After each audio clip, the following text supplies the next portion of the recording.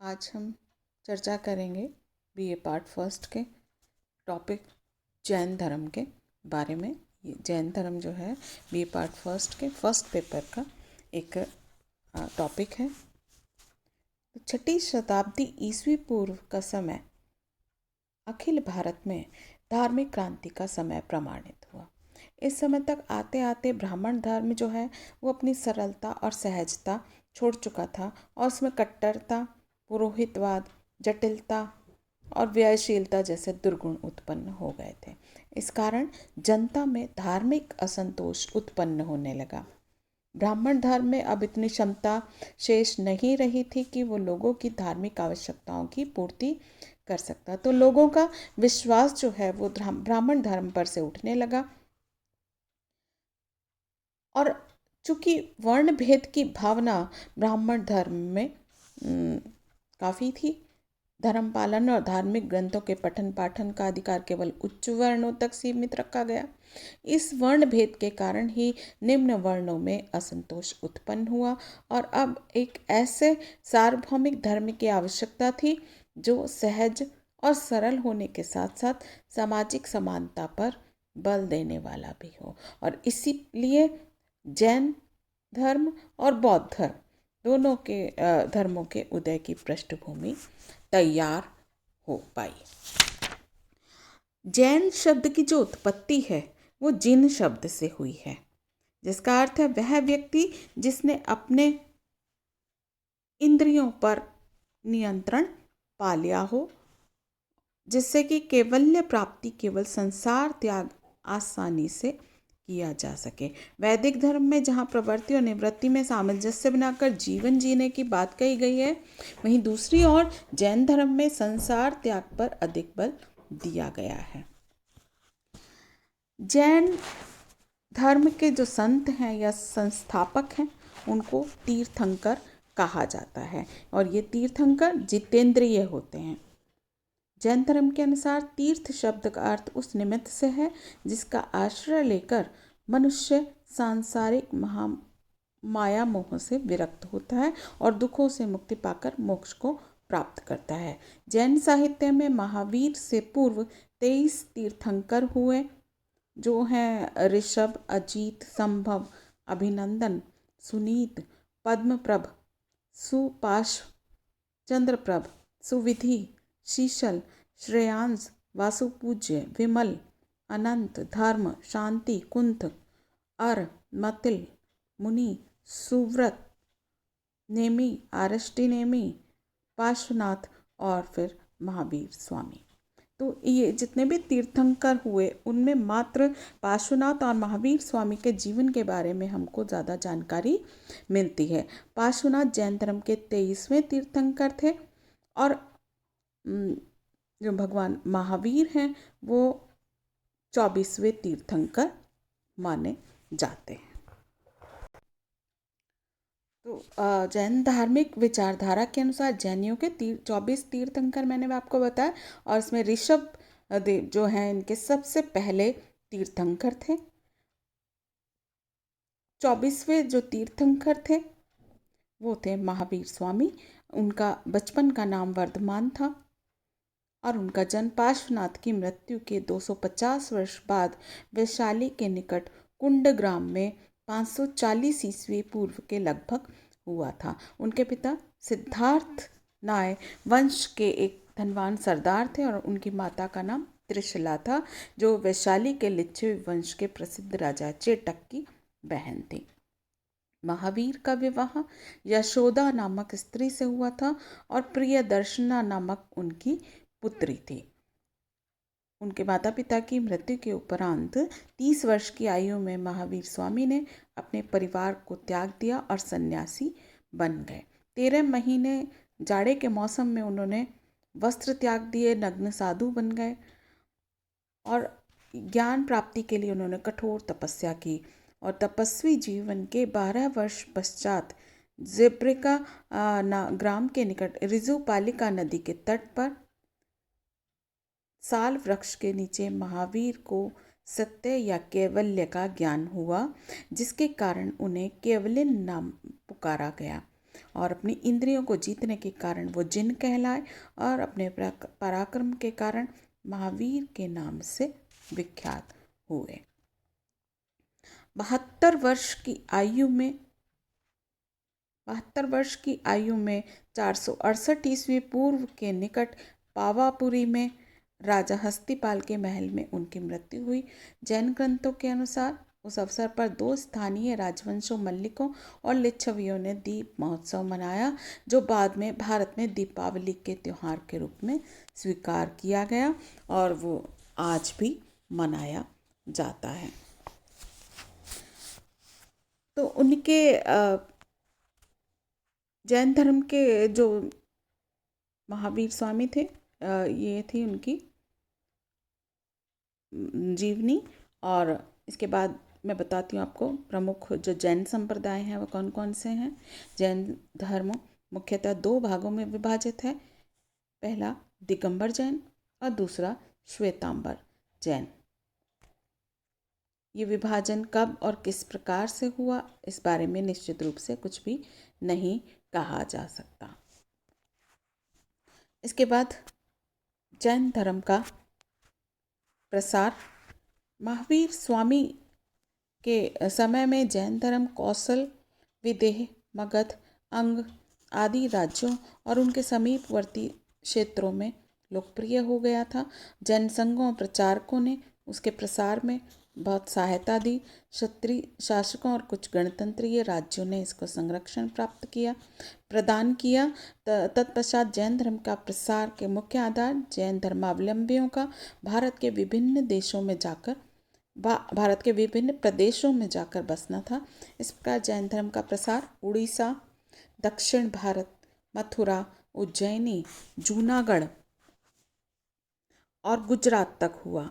मौर्य तथा गुप्त वंश के शासनकाल के मध्य में जैन धर्म पूर्व में उड़ीसा से लेकर पश्चिम में मथुरा तक फैला हुआ था और बाद में इसके प्रमुख स्थान काठियावाड़, गुजरात और राजस्थान का कुछ भाग जहाँ श्वेतांबर संप्रदाय प्रमुख था, और दक्षिण भारत में मैसूर और हैदराबाद जहाँ दिगंबर संप्रदाय प्रमुख था। जैन धर्म का समर्थन करने वाले शासकों में चंद्रगुप्त मौर्य, कलिंग का नरेश खारवेल, गुजरात का शासक कुमारपाल और सिद्धराज तथा दक्षिण भारत के गंग और कदंब वंश के विभिन्न महत्वपूर्ण शासक थे। ये था कि जैन धर्म भारत में कहाँ कहाँ फैला हुआ था। अब हम जानेंगे जैन धर्म के सिद्धांतों के बारे में।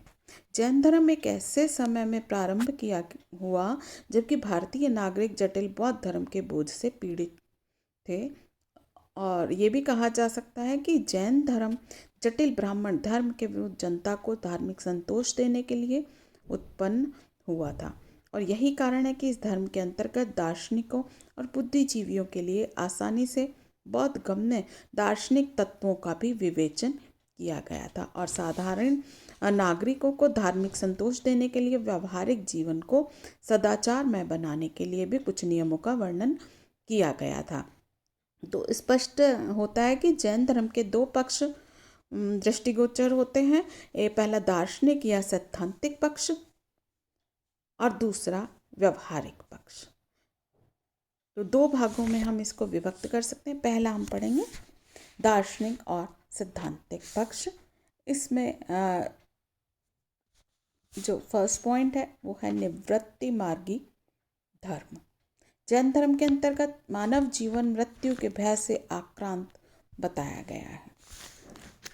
इसके अनुसार शरीर नश्वर है, क्षणभंगुर है, अर्थहीन है और भौतिक है, और इसीलिए शरीर के सुख और भोग की ओर हमें आकर्षित नहीं होना चाहिए। वास्तविक सुख संसार त्याग करने में ही निहित है।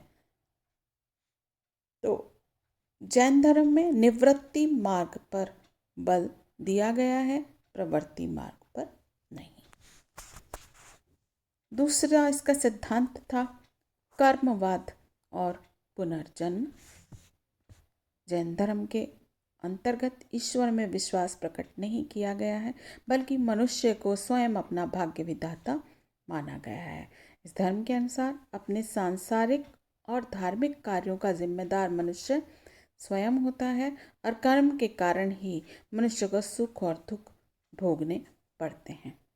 कर्म ही जीवन और मृत्यु का कारण है और ये कर्म ही पुनर्जन्म का कारण है। और संसार में रहने वाला प्रत्येक मनुष्य 8 प्रकार के कर्मों में आबद्ध रहता है और यही कर्म उसके पुनर्जन्म का कारण बनते हैं। ये था कर्मवाद और पुनर्जन्म। इसके बाद जीव अजीव। जैन धर्म में समस्त द्रव्यों को 2 भागों में विभाजित किया है, अस्तिकाय और अनास्तिकाय। काल के अतिरिक्त सभी द्रव्य अस्तिकाय हैं। या अस्तिकाय का जो अर्थ है वह वे द्रव्य जो काया या शरीर की भांति स्थान या आकाश में अपने अस्तित्व को कायम रखते हैं। जीव अजीव दोनों ही अस्तिकाय माने गए। जीव आत्मा का ही दूसरा नाम है। जो जीवित या प्राणवान है वही जीव है। जीव स्वभावतः पूर्ण है और उसमें अनंत ज्ञान, अनंत शांति, अनंत श्रद्धा और अनंत वीर्य है।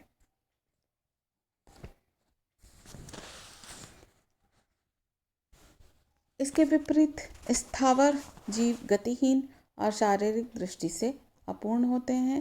ये केवल एक इंद्रिय वाले होते हैं, जैसे वनस्पतियां जिनके पास मात्र स्पर्श इंद्रिय होती हैं।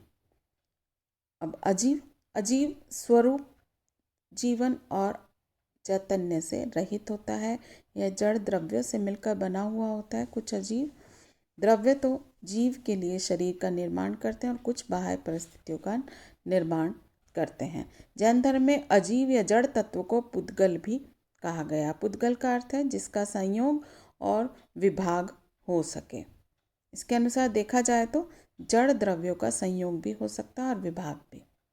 हमारा शरीर भी पुद्गल के अणुओं के संयोग से बना संघात है। स्पर्श, रस, गंध, वर्ण पुद्गल के 4 गुण माने गए हैं। इस प्रकार जीव अजीव का पारस्परिक संबंध शरीर और आत्मा का पारस्परिक संबंध है। फिर है अनेकात्मवाद। यहाँ जैन धर्म में आत्मा यानी जीव के विषय में विचार व्यक्त किए गए हैं। अनेकात्मवाद के सिद्धांत का भी प्रतिपादन किया गया है। जैन धर्म आत्मा के अस्तित्व को तो मानता है परंतु उसे एक रूप और अखंड नहीं मानता।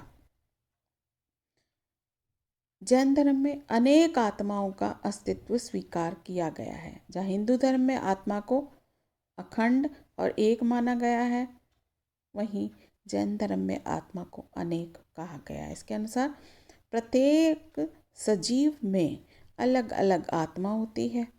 यही कारण है कि हमें सभी की आकृतियाँ, चाल ढाल भिन्न भिन्न दृष्टिगोचर होती हैं। यदि सारे जीवित प्राणियों में एक आत्मा होती तो वे उनका रंग रूप गतिविधि एक समान होते, पृथक पृथक नहीं होते। सभी या तो मनुष्य होते या देवता। ये हुआ अनेकात्मवाद। इसके बाद अगला जो सिद्धांत है इनका वो है अनीश्वरवाद। बौद्ध धर्म के समान जैन धर्म में भी ईश्वर के अस्तित्व को नकारा गया है। कारण प्रत्यक्ष द्वारा ईश्वर का ज्ञान संभव नहीं है और अस्तित्व के समान ईश्वर के गुणों में संबंध में भी शंकाएं उत्पन्न होती हैं। ईश्वर सर्वशक्तिमान और पूर्ण समझा जाता है और सर्वशक्तिमान होने के कारण वह सभी वस्तुओं का मूल कारण माना जाता है। इसलिए जैन मतानुयायी उन जैन तीर्थंकरों की पूजा करते हैं जिनकी आत्माएं सांसारिक बंधनों से मुक्त हो गई हैं। यानी जगत के सृजन और संहार के लिए ईश्वर की सत्ता मानना आवश्यक नहीं है। तो जैन धर्म में तीर्थंकरों की पूजा की जाती है। इसके बाद स्यादवाद। स्यादवाद जैन धर्म का एक अद्भुत सिद्धांत है और इस सिद्धांत के प्रतिपादन का आधार ये मत है कि सत्य के अनेक रूप होते हैं और उसका स्वरूप इतना जटिल और व्यापक होता है कि किसी भी एक वाक्य के द्वारा उसके पूर्ण स्वरूप की अभिव्यक्ति कर पाना असंभव है। और तो यहाँ पर स्यादवाद को शायद का सिद्धांत कहा गया है। जैन धर्म में ये माना गया है कि वस्तु को अनेक दृष्टिकोणों से देखा जा सकता है और प्रत्येक दृष्टिकोण से एक भिन्न निष्कर्ष प्राप्त होता है। मतलब शायद है, शायद नहीं है, शायद है या नहीं है, शायद है या नहीं है, इस तरह से शायद है किंतु कहा नहीं जा सकता, शायद नहीं है और कहा भी नहीं जा सकता। इस तरह से जो स्यादवाद का सिद्धांत है ये किस पर आधारित है? शायद के सिद्धांत पर आधारित है। इसके बाद आते हैं हम ज्ञान। जैन धर्म के अनुसार ज्ञान जीवन या आत्मा का आंतरिक गुण है, परंतु कर्म बंधन के कारण आत्मा अपने भीतर निहित अनंत ज्ञान का प्रसार नहीं कर पाती और ये बंधन नष्ट हो जाता तो आत्मा भी अनंत ज्ञान में हो जाती है। जैन धर्म में इस ज्ञान को दो प्रकार का माना गया है, अपरोक्ष ज्ञान और परोक्ष ज्ञान। जैन धर्म में अपरोक्ष ज्ञान के 3 भेद किए गए हैं, अवधि, मन, पर्याय और कैवल्य। अवधि ज्ञान वह ज्ञान है जिसके द्वारा मनुष्य अगोचर घटनाओं का भी ज्ञान प्राप्त कर सकता है। इसके अलावा अपेक्षाकृत अपरोक्ष ज्ञान के भी जैन धर्म में 2 भाग किए गए हैं। मति ज्ञान वह ज्ञान है जो इंद्रियों और मन के द्वारा प्राप्त किया जा सकता है। श्रुत ज्ञान वह ज्ञान है जो जैन धर्म के ग्रंथों से प्राप्त होता है। इसके बाद आते हैं हम निर्वाण। इसके लिए जैन धर्म में कैवल्य शब्द का प्रयोग किया गया है। कैवल्य प्राप्ति ही जैन धर्म का अंतिम लक्ष्य है। जीव के भौतिक अंश की समाप्ति ही निर्वाण है। यह भौतिक अंश उस समय तक नष्ट नहीं होता जब तक कि मनुष्य कर्मफल से मुक्त नहीं हो जाता। निर्वाण उसी समय पाया जाता है जबकि मनुष्य पूर्व जन्मों के कर्मफल से मुक्त हो जाता है और वर्तमान जन्म में भी कर्मफल से अस्पष्ट रहे। निर्वाण एक प्रकार की बंधनहीन मुक्त अवस्था है। जिस व्यक्ति को निर्वाण प्राप्त हो जाता है वह सभी प्रकार के कर्मफल और कामनाओं से मुक्त हो जाता है और उसे अनंत शांति के साथ साथ अनंत और विशुद्ध ज्ञान की भी प्राप्ति हो जाती है। तो ये थे जैन धर्म के दार्शनिक पक्ष और या सैद्धांतिक पक्ष। अब नेक्स्ट उसमें हम पढ़ेंगे इसके व्यवहार